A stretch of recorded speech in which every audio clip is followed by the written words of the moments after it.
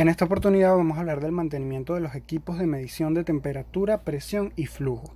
Primeramente es importante recordar los conceptos que hemos tocado en el curso. Tenemos el mantenimiento correctivo, que recordemos que no es más que el conjunto de tareas que se llevan a cabo para corregir una falla una vez que esta ya se ha producido o que por lo menos está en la fase inicial y que desembocará finalmente en una falla. Por otro lado, tenemos el mantenimiento preventivo, que es aquel que se realiza rutinariamente y planificadamente para reducir el riesgo de que exista una falla o avería en el futuro. Esto nos genera diferentes ventajas como un aumento en la confiabilidad de los equipos, disminución del del tiempo muerto de los equipos, mayor duración de los mismos, menos almacenamiento de partes y repuestos y por ende menores costos de producción. Los principales equipos que tocamos anteriormente son, en este caso, el equipo de medición de temperatura, donde hablamos de los termómetros de resistencia y los termómetros bimetálicos. Estos dos equipos normalmente son bastante herméticos y no contienen dispositivos o mecanismos móviles que puedan dañarse por desgaste. Por lo tanto, normalmente se reemplazan cuando existe una falla, ya que sería más costoso realizar una reparación. En este caso, lo más que se puede realizar son limpiezas rutinarias, ya sobre todo en el área del vástago, que viene siendo el elemento sensitivo que entra en contacto directo con el material al cual se le requiere realizar la medición de temperatura, el cual puede ensuciarse o contener ciertos elementos que se sedimenten y disminuyan la sensibilidad del termómetro. También tenemos los termistores y el termopar.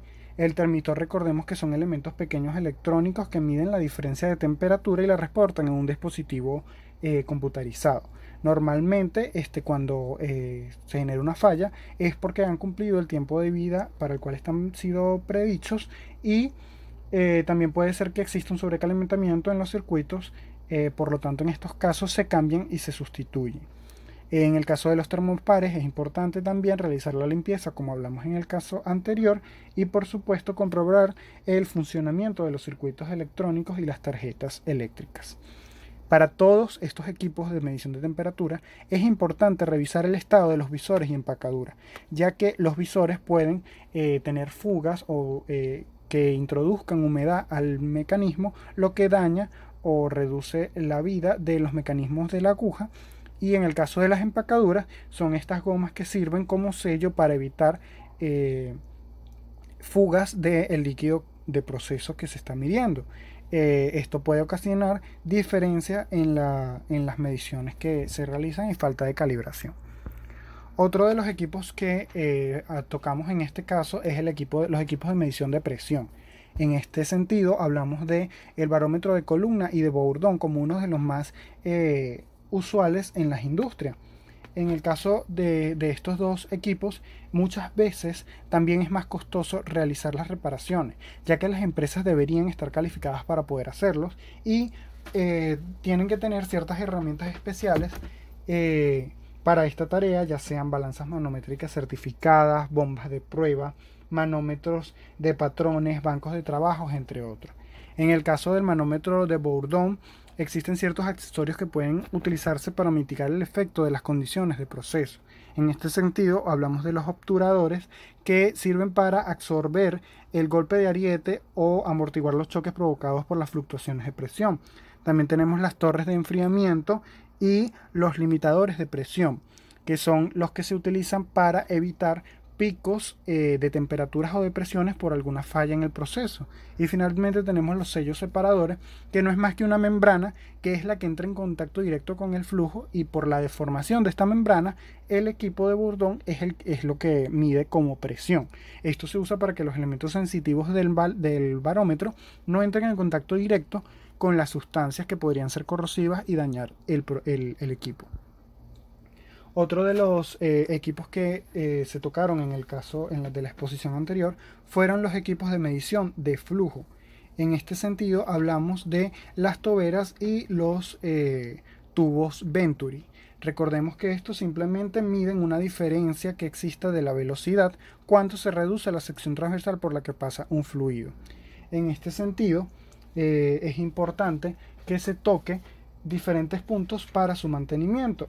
Lo primero que se verifica en los tubos Venturi y en las toberas son que existe un mantenimiento preventivo constante en los dispositivos o en el elemento que se instala para verificar o que muestra el caudal que se está midiendo. Estos normalmente pueden descalibrarse por la constante utilización. También se deben tomar en cuenta los elementos de instalación como tuercas y tornillos que se aflojan por las vibraciones y la sedimentación de diferentes productos que existan, ya que esto va a deformar las condiciones físicas de estos equipos y puede arrojar diferentes diferencias en las mediciones que se hacen. También hablamos de los tubos de pitot, los cuales son equipos muy sensibles y que así como son excelentes para medir el flujo con una gran precisión y son muy versátiles ya que se pueden utilizar en muchos tipos de tubería, también hay que tener en cuenta que son muy delicados y que se deben revisar y cerciorarse que no exista obstrucción o sedimentación en el elemento sensitivo, que es el tubo, que entra en contacto directo con el flujo. Para ello se revisan y se limpian constantemente este vástago, removiendo cualquier material ajeno. También se deben verificar las empacaduras para evitar fugas y despresurización, y por supuesto se debe verificar el estado de la membrana de presión, que es la que mide la diferencia para obtener el flujo que esté circulando por la tubería. También tocamos los casos de los medidores de flujos ultrasónicos, los cuales no tienen partes móviles, además que las placas son de acero inoxidable, por lo tanto no se corroen fácilmente.